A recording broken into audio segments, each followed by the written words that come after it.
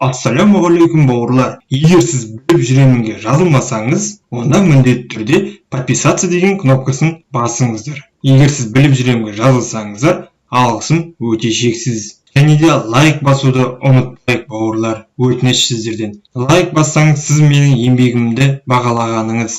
YouTube видео сабақтар деген видеоны қарап шығыңыздар. Әрине өзіңізге керекті сұрақтарға жауап аласыздар.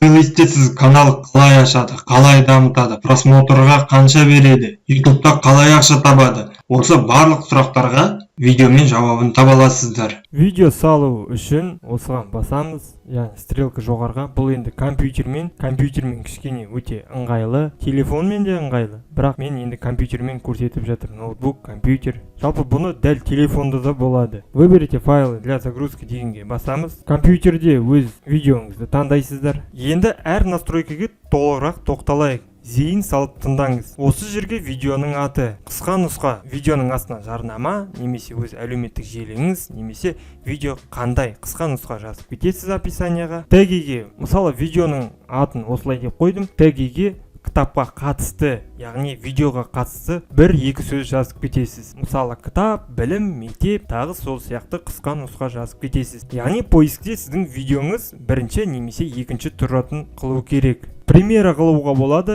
яғни сіз білесіздер ғой, бір кино шығарар алдында оның премьерасы болады, осындай уақытта шығады дейді. Дәл солай сізде видеоңызды премьера қылуға болады. Видеоңызды әзірше ограниченный доступ қыла тұрыңыз, себебі оған уақыт керек, настройкасын қарайсыз, значогын саласыз деген сияқты. Ограниченный доступ қыламыз. Әрине уақытша, одан кейін открытый қыласыздар. Осы жерде сіз плейлист ашуға болады, немесе спискіде сіздің ашқан плейлистіңіз тұрады. Создать плейлист бастым, керекті видеолар деп қойдым, создать басам. Енді менің осы видеом осы плейлистте болады. Плейлист YouTube'тың тілі, ал жалпақ тілмен айтқанда ол бір папка. Міне осы жерде сіздің плейлистіңіз болады. Значок алдағы видеода айтып кетемін, иншаллах. Переводқа көп тоқталмаймыз.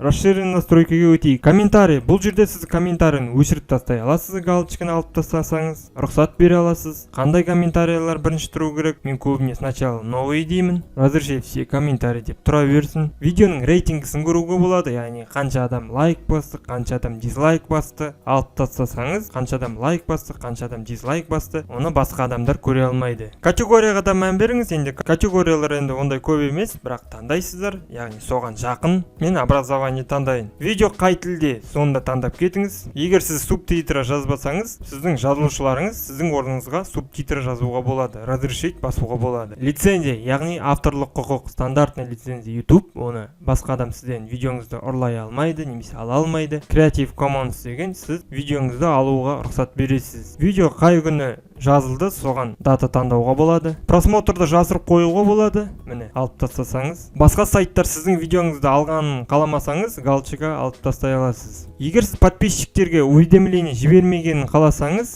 галочка алып тастайсыз. Егер видеоңыз 18-ден аса адамдар көру керек болса, онда осыны галочка қоясыз. Видеоның ішінде тікелей реклама болса, жалпылай реклама болса, осы жерге галочка қоясыз. Готово, басамыз. Тағда творческая студия бетаға кірейік.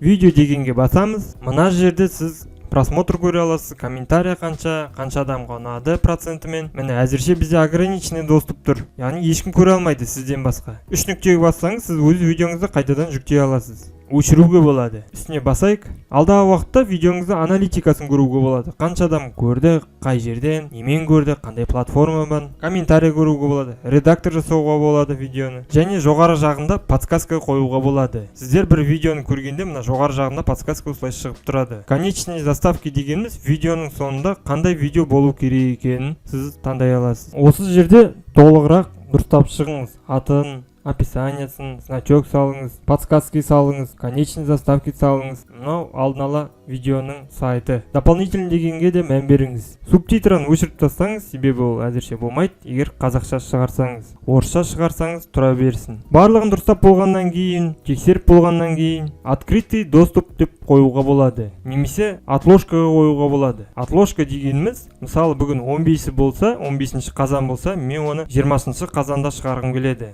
Басамын, және сағат 10:30-да шығарғым келеді. Окей, басамын. Одан кейін сохранить бассаңыз, 20-ші қазан 2019 жылы 10 жарымда шығады. Открытый доступ деймін, барлығын тексеріп алғаннан кейін сохранить басамын. Сіздер енді білесіздер YouTube'ға видео қалай салу керек екенін.